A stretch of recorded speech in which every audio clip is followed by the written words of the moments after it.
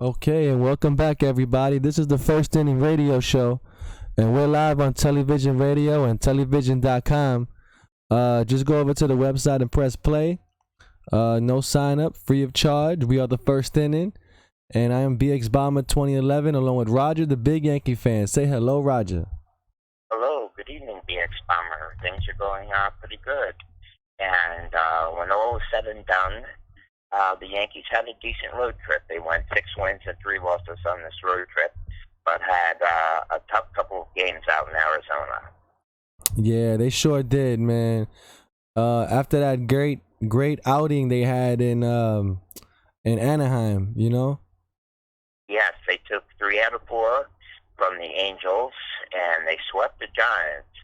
Both subpar teams, really.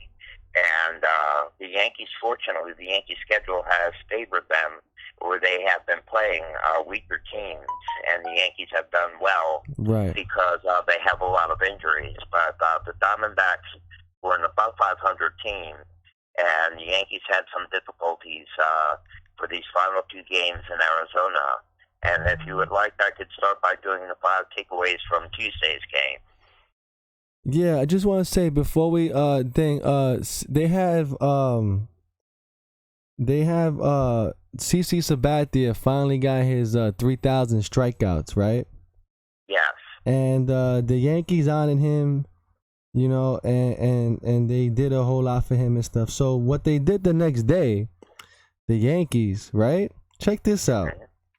They sent the email, and I saw it 2 hours later.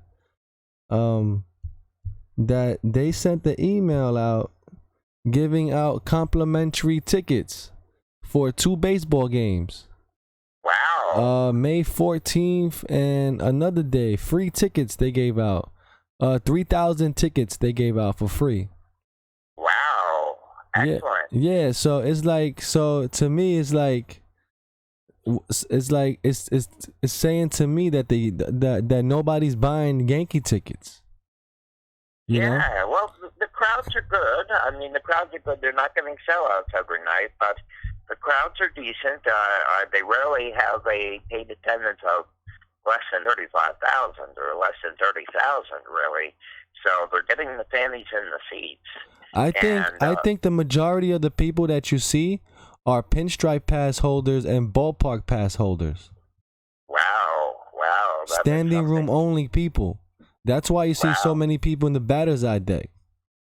Right. You know? And you know what? And you know what too? And another thing, then today they sent another email, right? Giving away for 2 games, sponsored by Levi's jeans, right? And they're giving away tickets for $5.01.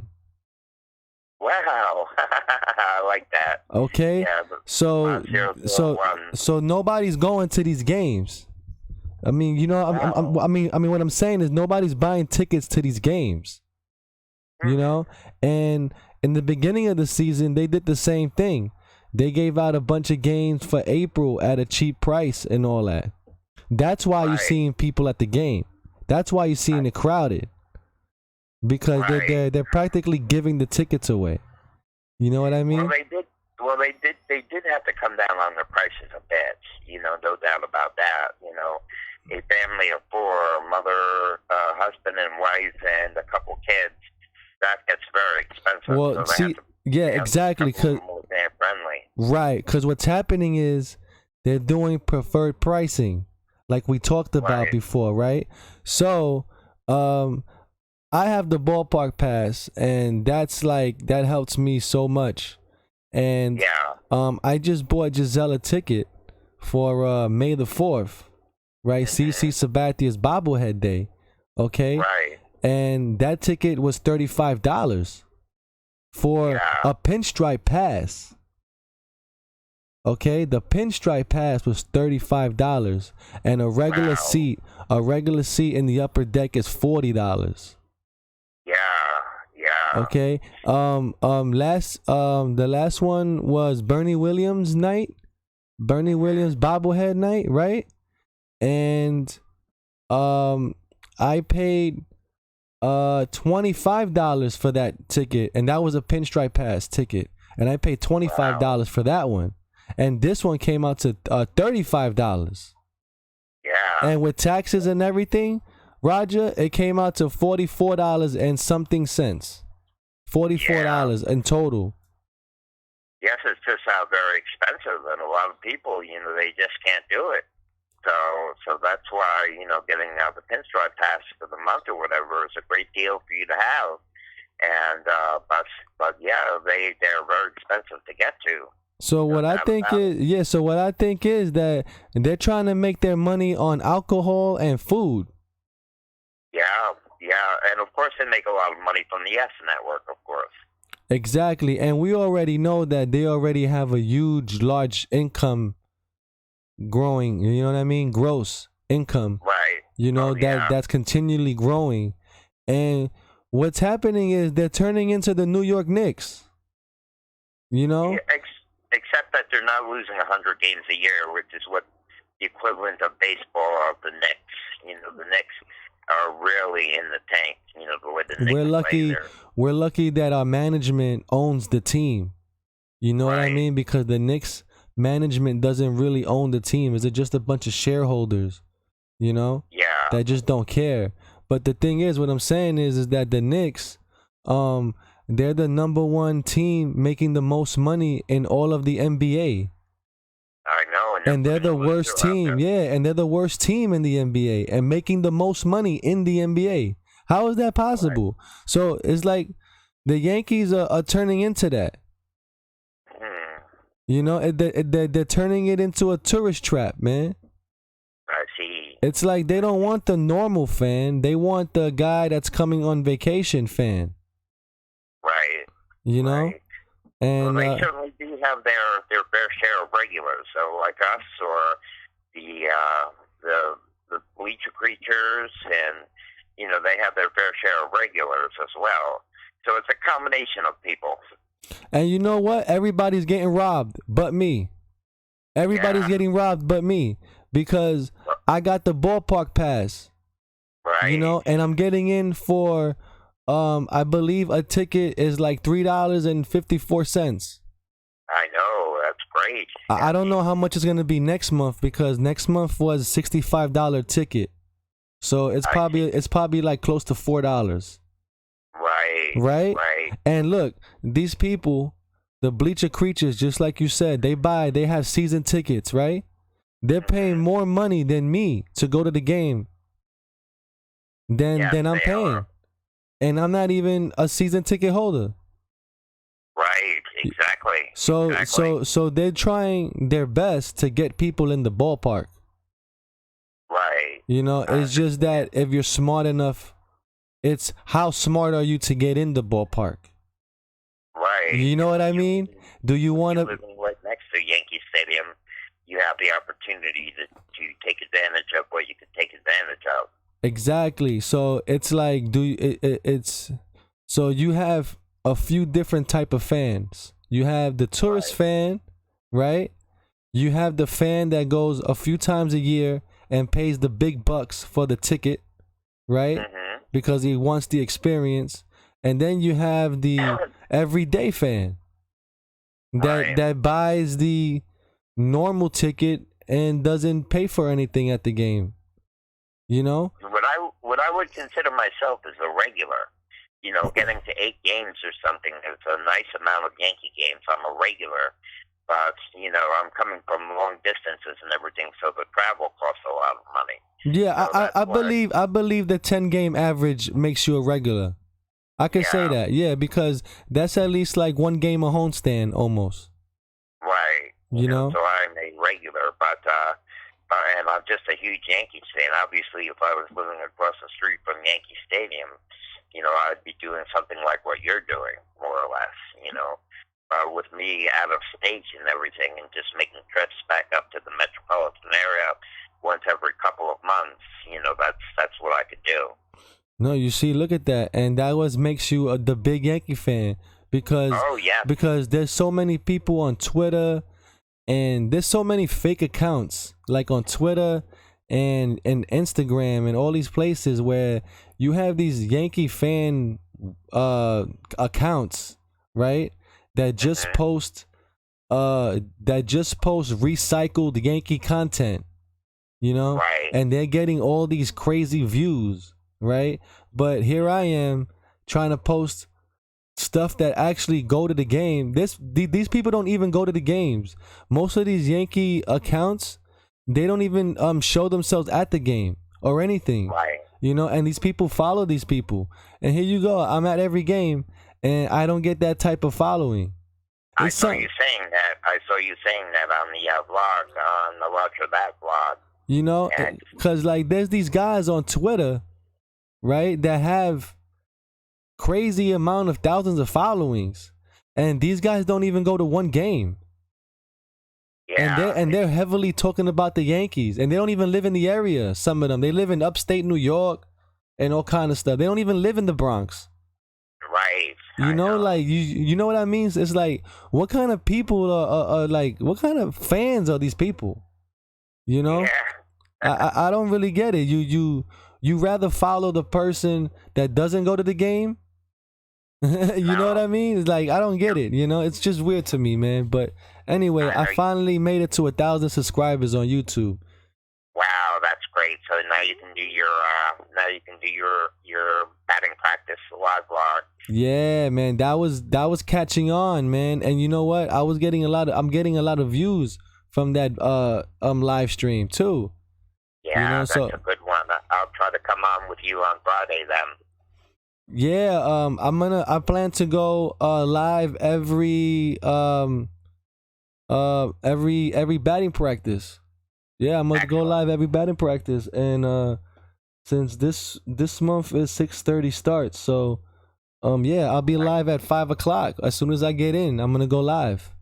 As soon as the doors open, yeah, it's gonna be fun. Anyway, but let's talk about them Yankees. Okay, here we go. For yesterday's game, the 5 takeaways from Tuesday's game, Yankees versus Arizona Diamondbacks is number 1. Sabathia became the 17th pitcher to join the 3,000 strikeout club with 5 strikeouts against the Diamondbacks, with the strikeout of former Yankee John Ryan Murphy in the 2nd inning. He finished with 5 strikeouts and 5 1/3 innings on Tuesday night, allowing just 2 earned runs on 5 hits as he rebounded from his worst start of the season. Number 2, Sabathia could not, however, get the win despite a strong start. That is because Brinky kept the Yankees hitters off balance the whole night. The Diamondbacks ace allowed just 1 run on 5 hits while striking out 7 over 7 2/3 innings of work, in the offense's worst performance of their 9-game road trip. Number 3 is Gary Sanchez appears to be finding his groove after blasting 2 home runs in San Francisco. The Yankees catcher lined a double down the left field line in the 4th inning off Brinky and scored the Yankees' lone run in a 1-for-4 day at the plate. Number 4 is Gleyber Torres extended his hitting streak to 7 games with another multi-hit day, going 2-for-4 with an RBI. And number 5 was Jonathan Holder, was able to work out a bases-loaded jam in the 6th inning by getting Nick Ahmed to ground into a double play right back at the pitcher. He tossed an inning in 2/3, but Zach Britton did not fare as well, allowing a run in his first inning of work on Tuesday. So those are the takeaways from yesterday's game. The Yankees really had a lot of trouble scoring runs, and it was a very poor offensive performance, basically, from the Yankees yesterday. He tossed an inning in 2/3, but Zach Britton did not fare as well, allowing a run. Wow, man. So, actually, I was just trying to find some stuff on the Yankee game there as well. Okay. Errors actually happened too with Mike Troutman, that he overthrew the cutoff man, and they scored on that play. Yes, it was. And I think it happened again today too, didn't it? He did it twice in 2 games. Yeah, right.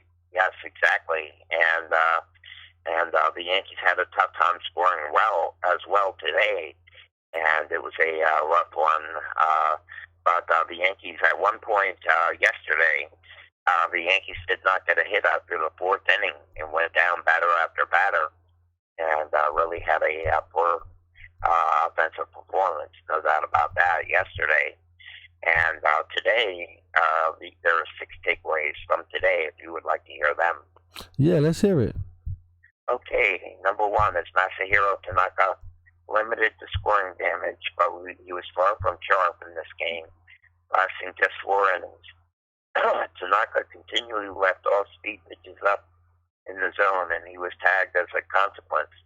His final line, 4 innings pitched, 5 hits, 3 runs, 1 base on ball, and 6 strikeouts, marks the 3rd start in his last 4 in which he failed to generate a quality start. Tanaka's earned run average jumped to 3.92 after today's performance. Number 2, it's wash, rinse, and repeat with Luke Voigt. The Yankees' first baseman homered, his 9th of the season, and walked, extending his consecutive on-base streak to 41 games, dating back to last season. Voigt scored 2 runs on the afternoon.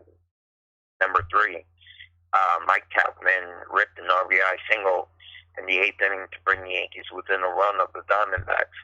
Tauchman has been quiet of late, so maybe this will get the outfielder back into a groove at the plate.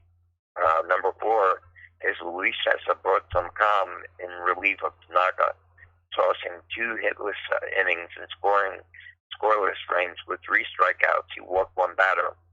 It was a nice bounce-back effort for Cessa, who was ripped for 4 runs in his last appearance against the Giants. And number 5 is Tommy Kahnle and Adam Aladino, both tossed scoreless innings, with the former lowering his earned run average to 1.54, while the latter's earned run average dropped to 2.35. And number 6, while Tanaka put the Yankees in a hole, when it comes down to it, the Yankees' offense couldn't push the runs across when needed today. The Yankees, who hit into 2 double plays, went 1 for 6 with runners in scoring position, stranding 8 runners in the process. So the Yankee bats were very quiet in these 2 games against the Diamondbacks.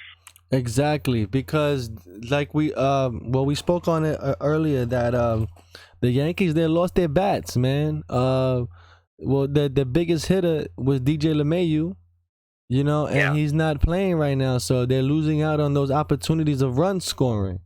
Exactly. Luckily that we still have Luke Voigt, that he popped a home run today, but it wasn't enough to win the game. Right. But you still have offensive recognition there, at least. Right. But yeah, the Yankees have to do a little bit more.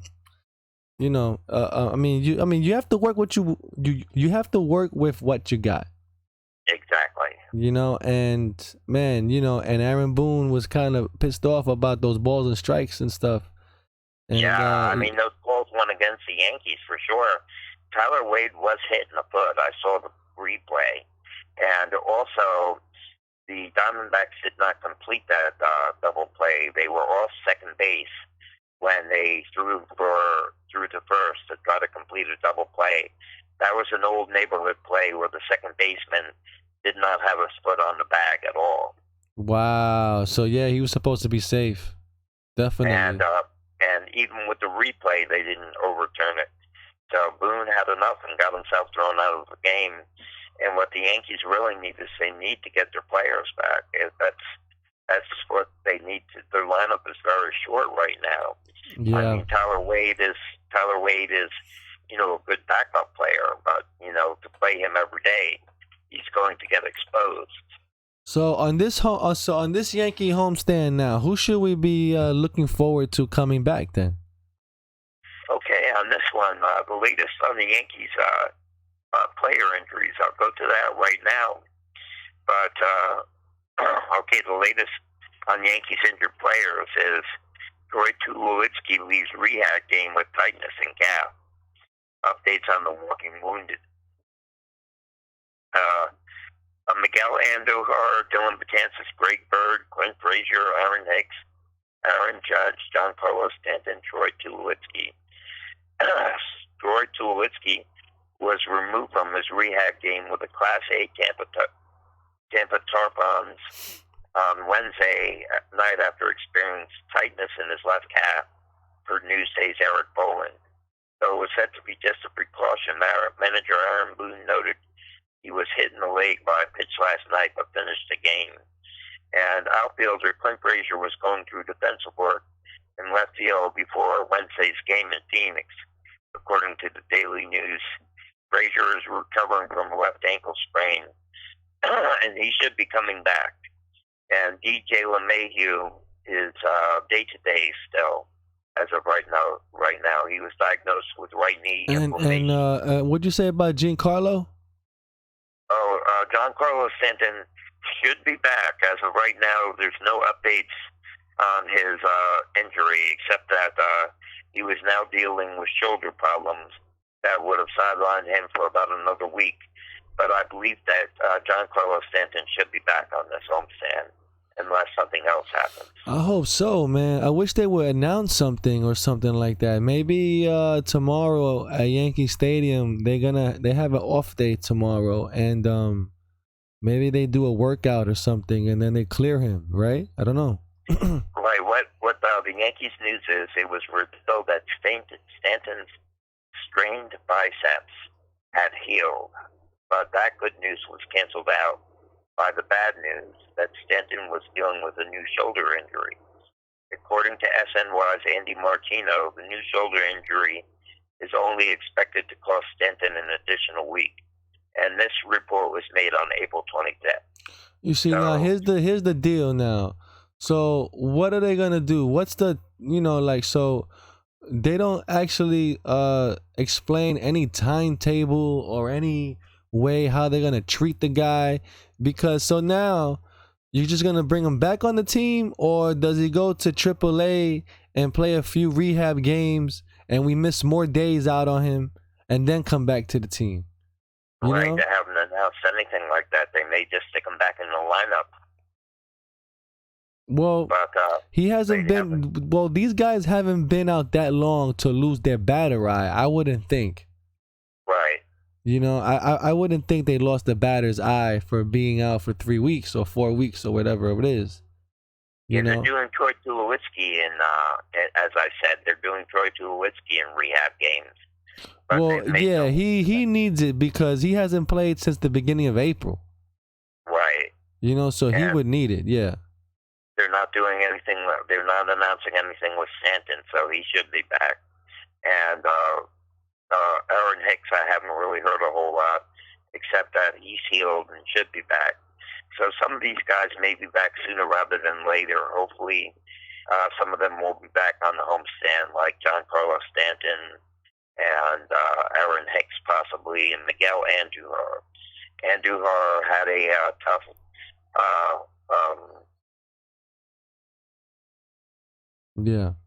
and committed 2 errors. His performance was not that good, but they should be seeing him back. It says Yanks third baseman Miguel Andujar is close to returning to the team, but his rehab start with the Tampa Tarpons didn't go that well. He was 0 for 4 with 2 pop outs, a ground out, and a fly out over 7 innings. He also committed 2 errors in the field at third base, so he had a bit of a rough day, and that was yesterday. But they believe that he should be back. And, that's not what the Yankees want to see from Andujar, who is working back from a partially torn labrum.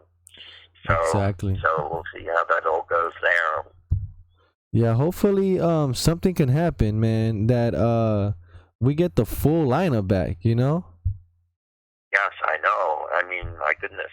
I don't expect to see the full lineup back until July, really. Yeah, because Judge is out for a while, and everybody else is out for who knows when. Yeah, and right. Still with Hicks, like he's been out since spring training, man, with a back problem. We don't even know how he can play. Exactly. So they say they're taking it slow with him. My last report on the last radio show is the last information about him.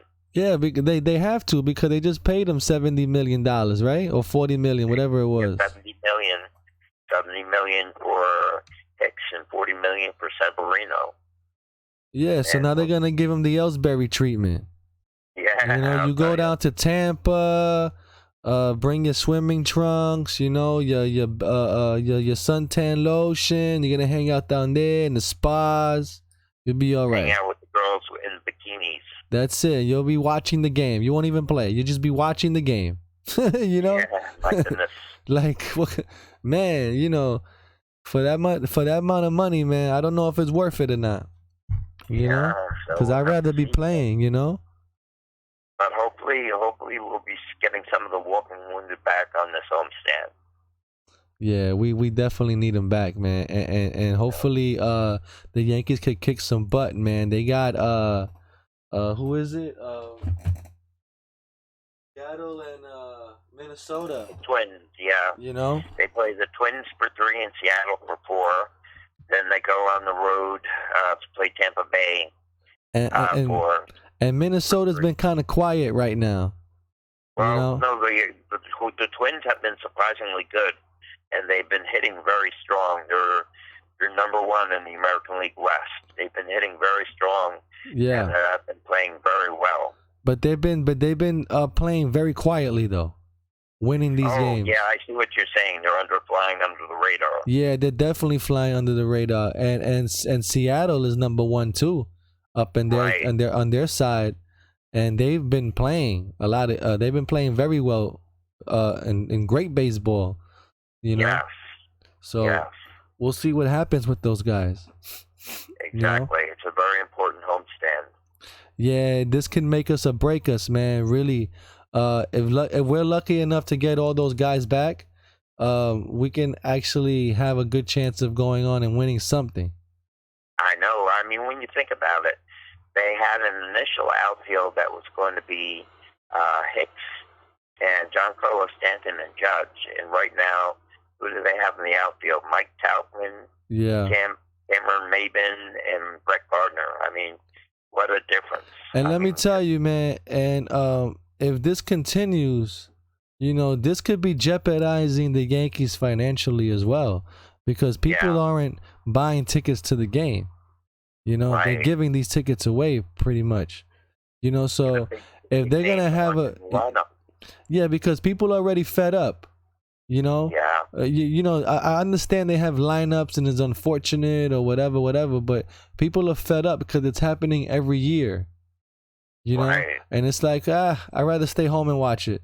You know, people are giving up. Well, the Yankees still say they have faith in their training and fitness team. Well, they do a very good job, but you know, I don't understand why they're getting injured so much. Yeah, and so and weird injuries too. You know, a lot of muscle pulls. Yeah, that normally I never heard of like that before, and I always say it too. It's because of the weather. You know, right. So that has a lot to do. The cold weather, man, plays a lot, and these guys are trying to play in a Yankee jersey that's like a cotton T-shirt.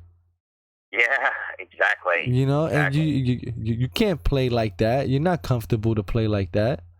You know? So, exactly. You know, if the Yankees could find a way to manage, you know, hey, they're gonna have to do something, because Aaron Boone has all the analytic people and this and that don't mean nothing if nobody can hit the ball. Right. Exactly. Right now, their talent level is down. All the big star players, everybody is out. You know, so the lineup is short.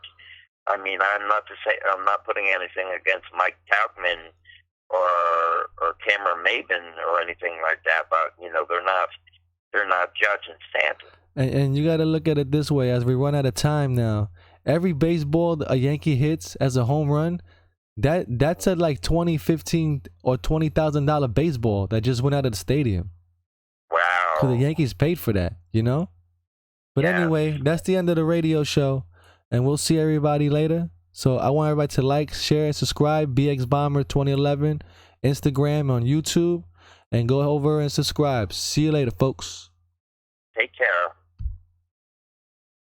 We are still on live right now. So we can continue to talk. Oh, well, actually, my voice is starting to go a little bit, so maybe we might want to end it here if that is okay on YouTube. Yeah, but yeah, man, I don't know, man. But you know what I'm saying though. What I'm trying to say. If you look at the whole scenario, Roger, the team, what they do is they selling us a dream. They buy these big players. Oh, we're gonna get this guy. We're gonna get that guy. We're gonna win the World Series. And yeah, we think we are until these people get hurt all of a sudden, and it's been happening like every year. Like is a big injury, and the Yankees can't make it to the playoffs. Yeah, if the players can't stay on the field, I mean, what else can you do? How can you play the game, right? Right. If they get derailed by injuries all the time. So, what else can you really do? If the players can't play, then you're hit. That's it. Well, and you know what? But I don't know if it's by luck or did they plan this or did they develop their farm system for this scenario. That's why the Yankees are doing so well. Yes, as I said earlier, though, there's a lot of questions about their strength and fitness team. Why are they getting so many injuries? Are they working out too much with weights and not stretching enough, or that kind of thing? I think so. Because I used to run, and I have to get back into running, and I ran 6 marathons, New York City marathons in a row, in 6 years, and you know what? I found out through trial and error that when I stretch before I run, I feel muscle pains. Right. So it's like, so then I stop stretching and I stop feeling those pains. So what I did was after the race, when when you're exhausted and then your muscles hurt, from running, then you stretch them out. I see. I see. And you stretch out the pain. I see. But I don't know how it works, man. I think they have to stretch before because they have to loosen up. If the muscles are tight, and then they have to do a quick move or a quick reaction, and the muscle is tight, it's much easier to pull it. You have to have them stretched out and limber before you go out and do acrobatic things. Yeah. If they're all tight, then you can pull something. No, you're absolutely right on that as well. You're absolutely right. But the thing is too, it's like, the workouts. You see, like if I was a baseball player, honestly, I wouldn't be lifting any weights in the season. Right. I would do that in the off season. Right. And then lift weights and then because I don't know if you ever saw the regimen of Alex Rodriguez.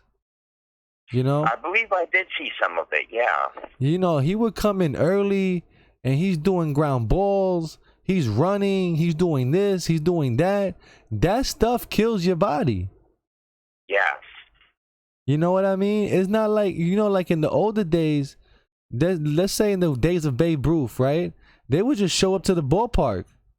Yeah, Babe Ruth would eat 7 hot dogs and down a pitcher of soda.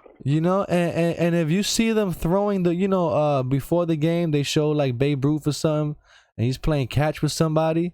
He's not even into it. Right. He's like, he's the ball, bam, and throws it back. Like if he doesn't even want to throw it back. Yeah, it was a different time. It was a different time 80 years ago.